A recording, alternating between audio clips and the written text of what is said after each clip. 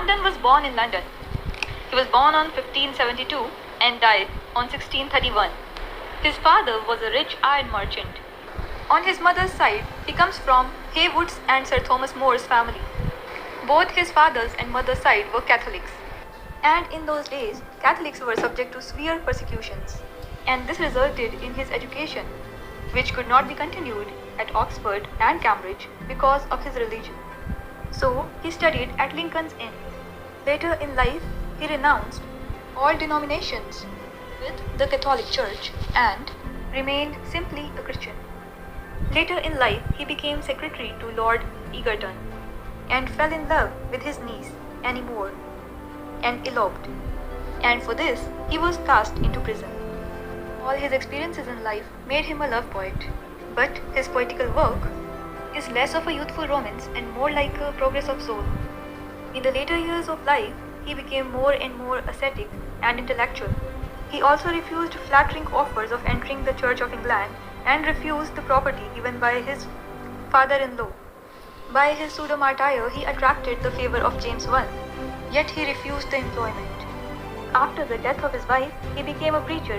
He lived in extreme poverty and led others to amend their life. Let me begin with the chronology of important dates related to John Donne.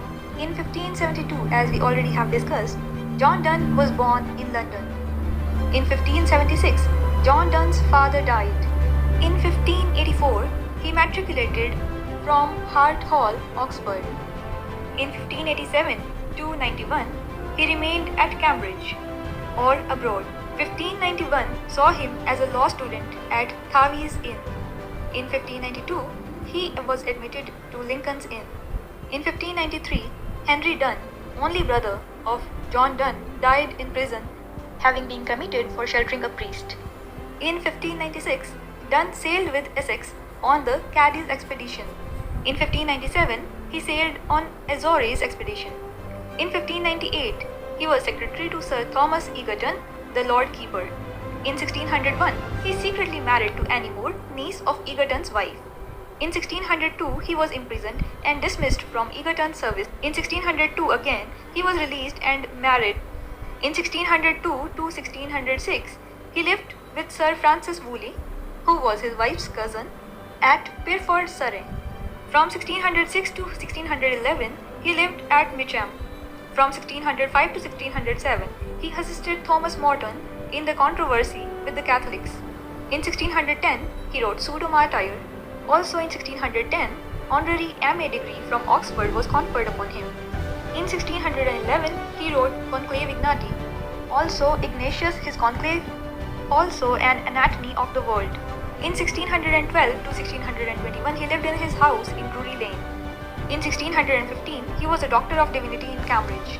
In 1616, Reader in Divinity of Lincoln's Inn.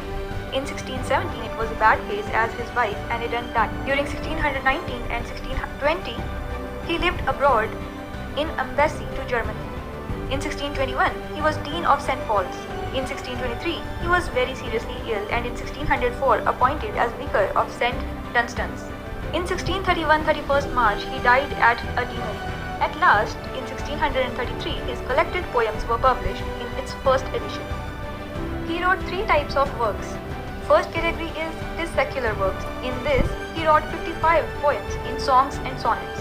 He wrote 20 pieces in the elegies, 5 pieces of satires in the satires.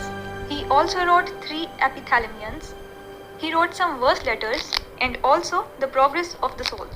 He wrote 7 elegies in epicets and obsequies. Also for Sir Robert Drury, he wrote 2 pieces in the anniversaries.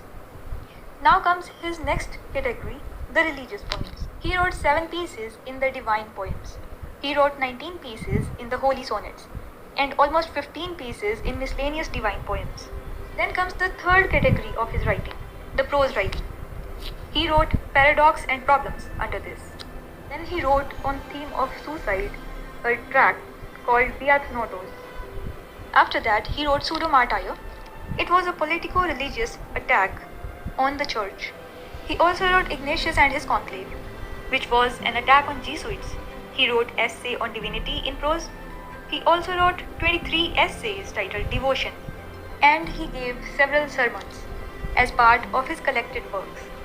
He was a very famous author and poet of the Jacobean era, when the Elizabethan exuberance and optimism has been succeeded by the mood of apprehension and disillusionment. His works show the influence of Machiavelli's The Prince, which mirror the disillusionment and anxieties of this age. And most importantly, he was a great metaphysical writer, which was marked by fusion of passionate feelings and logical arguments. It is marked by the employment of far-fetched and fantastical conceits. He uses the natural language of men not when they are emotionally excited, but when they are employed in commerce or in scientific speculations.